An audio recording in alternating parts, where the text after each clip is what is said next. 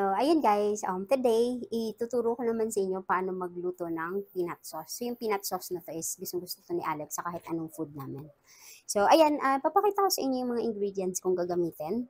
So, ito is mix of Worcester sauce and soy sauce. So, 1.5 tablespoon each.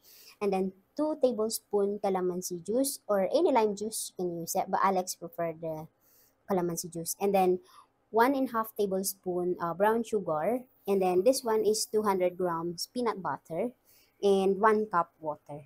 So, ayan, papakita ko sa inyo yung step by step ng pagluluto. So, ito kung makita nyo, nilagyan ko lang siya ng kunting-kunting tubig lang kasi ayokong masira yung, yung lutuan natin. So, ayan, una is yung peanut sauce, peanut butter muna natin. So, ayan. So, papakita ko sa inyo kung paano siya lutuin.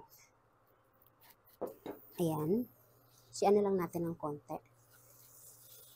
Kahit anong-anong mo dito, basta yung wala siyang mga sauce na food, masarap siya i-dip. And then, yung sugar natin. Yan. Then, haluin lang natin. Usually, yung pinaka-brown talaga yung ginagamit ko, pero wala lang ako nun ngayon. Ayan. And then, yung Worcester sauce and yung soy sauce. So, tig 1.5 tablespoon siya. Ayan.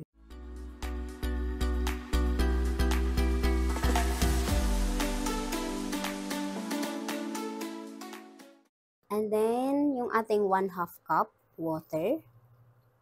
Ayan. Unti-untiin ko muna. Hanggang sa maano lang yung peanut butter.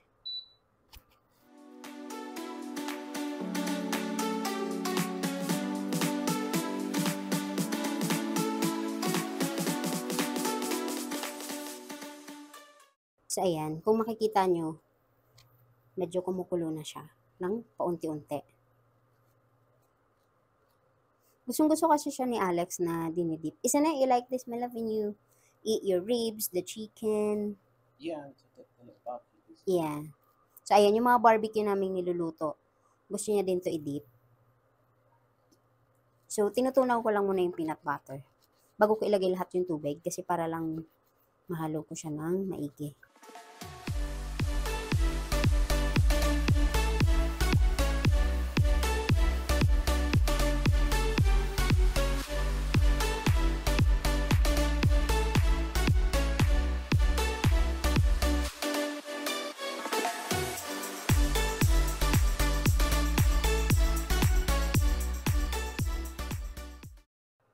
Ayan.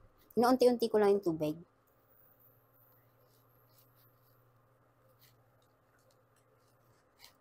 And then, i-add natin ngayon itong calamansi juice.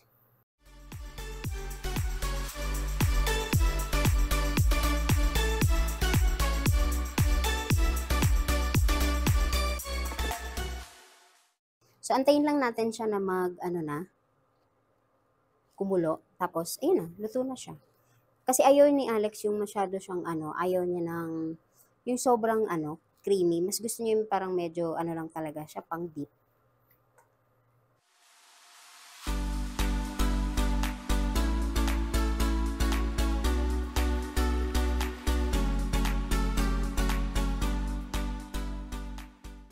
So, kung makita nyo, na lang talaga siya, hindi siya ganun ka-creamy. Kasi pagka yung nilagay mo siya na sa ref, or yung halimbawa, after ilang days na, na siya, yung nagiging, din, parang nagiging, nagiging solid. So, ayaw niya yung parang solid na solid siya, kasi mas gusto niya talaga yung parang ganito lang.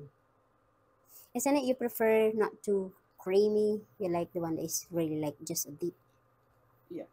Not so hot. So, yeah, ayan na guys. Luto na. Actually, so sa time naman, basta nyo lang, i-balance nyo lang pag nakita nyo yung okay na. Basta matunaw nyo lang lahat, na-mix nyo na lahat, and then kumulo na siya. Yun na yun, okay na yun.